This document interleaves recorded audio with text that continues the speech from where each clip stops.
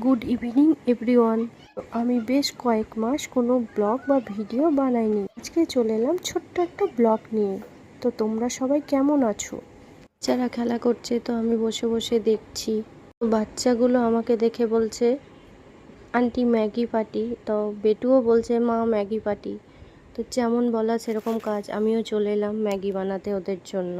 তো আমি ওদেরকে বলে দিলাম যে আমি বানাচ্ছি, তোরা খেলা হয়ে গেলে ফ্রেশ হয়ে চলে আসবি। তো আমার ম্যাগি বানাতে বেশ ভালোই লাগে, সেরকম কোনো ঝামেলা নেই এটা বানাতে।